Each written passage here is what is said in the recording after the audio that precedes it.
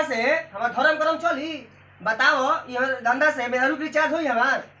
हम कौन से नगर सेठ हो रहे धंधा से मेहरारू डेली कहती है कि झुमका 3 तलिया झुमका 3 तलिया। हई का बेचले बड़ा हई टिकरी बेचता रह। बताओ जाके देख लो कुसवा 7 रुपये सिंघाड़ा बेचता। हई तू 3 रुपये में 2 गो बेचता रह। बताओ धंधा पानी बिंजे रही तब हम करम सब तो लॉकडाउन खत्म। हई हई हई हई हई चिरकुट पहला से कोनो गांव की हन कहत नहीं ढांचा बदल बिगा निकाल के बिगा ने। तो मुखिया जी नाश्ता पानी हो जाए लो। हां दो बुआ दो तो मुखिया जी के 12 सर दिहाड़ी बड़ा धूप में घूमता लिखाई है खत्म हो गया बबुआ ना छाना ना छाना तन ले ना है तन पैसा कम करे दो। हां कम कर के तलिया धो देता नहीं हम चावल आदमी आवत जाता रही। हां नु तो ठीक है बात धो देता नहीं हम मारे घर देखना एक दिन में एक टीना तेल खत्म हो हमन के। कैसे देता लोग 3 रुपए के 2 गो। हां एक पीस देता देखो हो रख दी रखिए आराम से। तब मुखिया जी बोलम कुछ घटल बढ़ल मां चाह पति खरकट जे तो का कहीं हम तारा के हो बबुआ खाई ऑनलाइन में लागो रह तारा खालसा का ए बबुआ कहां से गए नहीं डीजल लावे रौला हम मुखिया करते आसी। मुखिया जी हां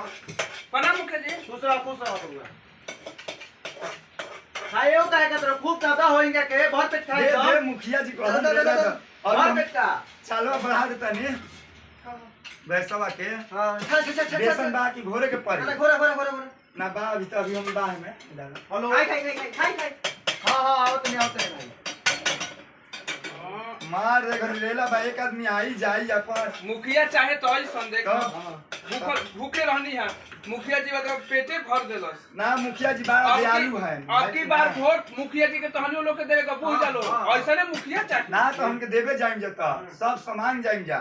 मुखिया जी के जिताए करो भाई ई करे पर हमके धर्म करम बा राशन की राशन सब मुखिया होके नु बड़ा पंचायत शांत रहो। हां छाना तई मुखिया बड़ा विकास करी पंचायत के। ना तो जिता दे को कहली लाते मुके वोट दे के। हां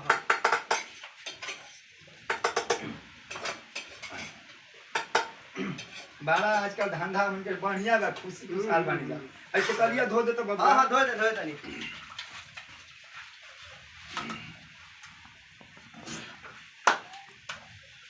ए हन सुना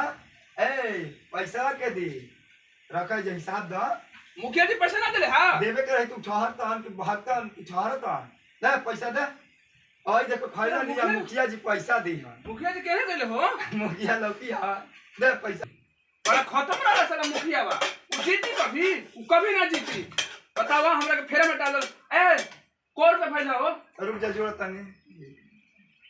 हिसाब कर तो बबुआ 70 30 हां बैठ जा भागा मत 210 रुपया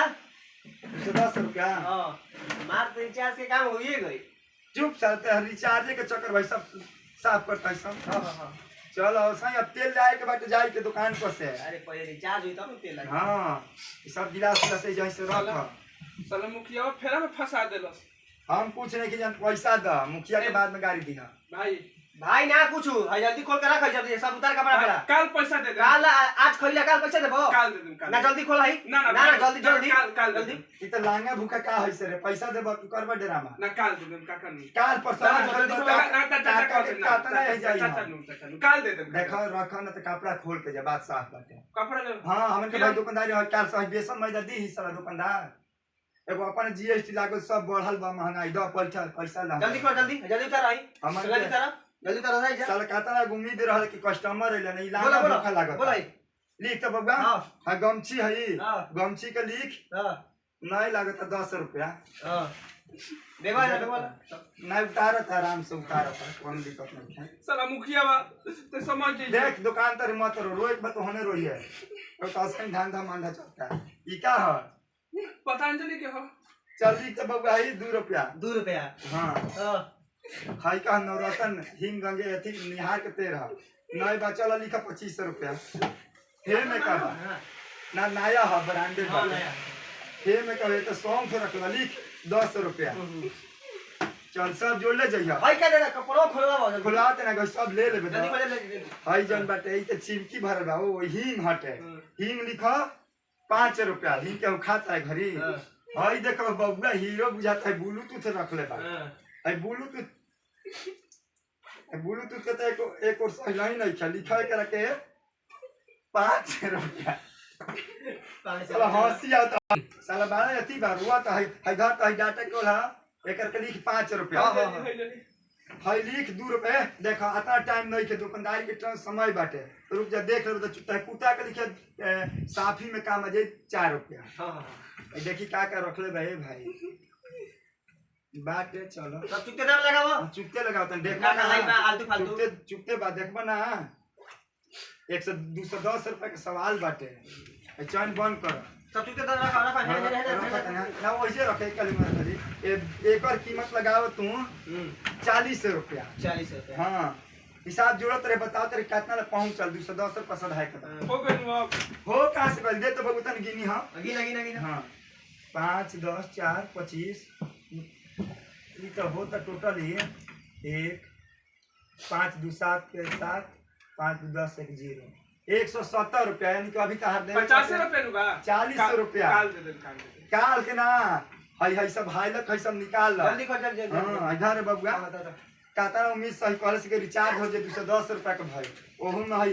एथी बाटे रोआ मत है रोवाला सामान के मोहायला नहीं की जाओ जल्दी खोल आए काल परसों ना जल्दी शाम के दुकानदारी बढ़ावे के बाद हई तो बड़ लांगे भूखा बा रही खाए के रोआ त खाए के बाद जियो घरी मुखिया जी लता के जीते से पहले तो ई हाल बा जीती हम तार पुनाव बेच दी हां खोल साला मुखिया तोरा के छोड़ो ना कभी खोल बाद में मुखिया के गाड़ी दिया है जब उनके दुकानदारी मत बिगाड़ बात खत्म बा खोल है आई जुतिया पहनले बा एमे त एथी हइला नहीं के सोना चांदी है नहीं के कोना धागा और पे लिखाई कर एक हां एक और ये अभी ये भी मार्ट के लोगो लागल एकरा के लिखा 15 रुपया ओए से ना चली हई निकाल हई साफी के काम करे केतरी पोछे का काम करे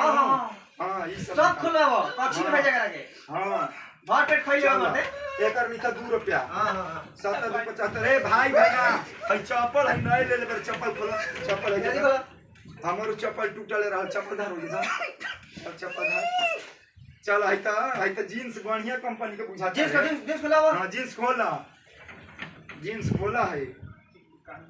काल परसों ना है रुवाला से जानना बाची चल जींस खोला आज खइयो ना काल पैसा दी हनी कौन दी आ